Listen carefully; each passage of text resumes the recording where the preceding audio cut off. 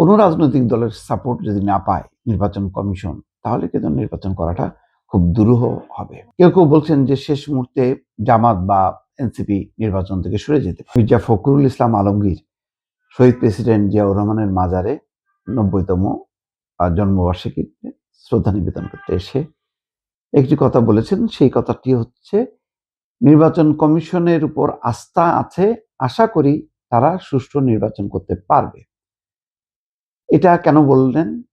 এটার মাঝে যা বোঝা যাচ্ছে, গতকাল তিনি নির্বাচন কমিশনে গেছেন, সেখানে যে পোস্টাল ব্যালটের কথা বলেছেন, এছাড়া দ্বৈত নাগরিকত্ব, ঋণ খেলাপি এই ইস্যুতে যে বিএনপির কয়েকজন প্রার্থীর নমিনেশন বাতিল হওয়া, সেটা ব্যাপারে আপত্তি বা ক্ষোভ জানাতে গেছেন।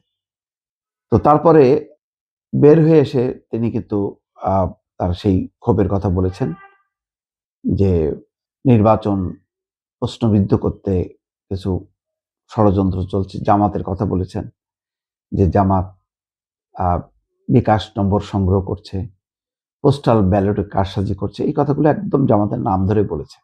তার মানে হচ্ছে নির্বাচন কমিশন এই বিষয়গুলো নিয়ন্ত্রণ করতে পারছে না। তো কালকে থেকেই এরকম একটি ধারণা জন্ম নিল যে নির্বাচন কমিশনের প্রতি বোধহয় কারোরই কোনো আস্থা নেই, যার জন্য জামাত চলে গেল দৌড় দিয়ে প্রধান উপদেষ্টার কাছে। এনসিপি বলল যে না, নির্বাচনের পরিবেশ নেই, এভাবে হলে নির্বাচন করা সম্ভব না, আবার রাজপথে নামতে হবে। সব মিলায়ে হাওয়াটা কালকে এমনভাবে ঘুরে গেল, সেটাতে হয়তো থামানোর জন্য আজকে মির্জা ফখরুল ইসলাম আলমগীর বলছেন যে না, নির্বাচন কমিশনের প্রতি আস্থা আছে, বিশ্বাস আছে, আশা করছে যে সুষ্ঠু নির্বাচন। বিষয়টা হচ্ছে এমন যে আসলে যদি বিএনপি মোটামুটি মানে তার বিষয়গুলো যদি জটিলতা না থাকে, ঋণ খেলাপি এবং দ্বৈত নাগরিকত্বের ইস্যুতে পোস্টাল ব্যালটের ব্যাপারে যদি একটা সমাধান হয়, তাহলে হয়তো বিএনপির আর তেমন কোনো আপত্তি থাকবে না।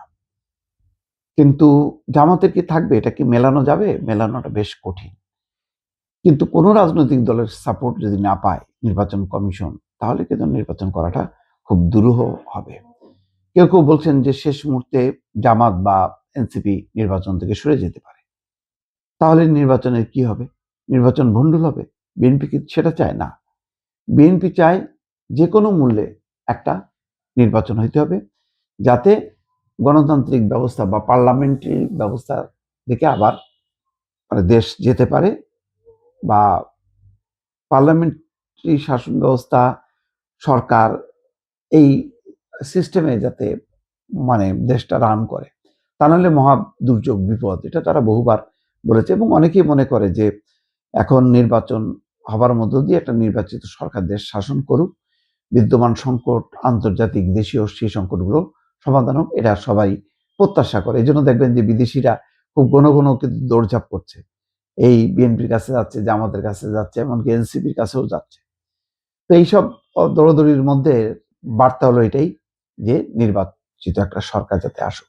এখন মাঠে যেহেতু আওয়ামী লীগ নাই, আছে হচ্ছে বিএনপি, জামাত, সেই দলগুলো যদি সাপোর্ট না পায়, তাহলে নির্বাচন করাটা আসলে অসম্ভব হবে। তার মধ্যে যদি সবাই বেঁকে বসে, তাহলে নির্বাচন কমিশনের কিছু করার থাকে না।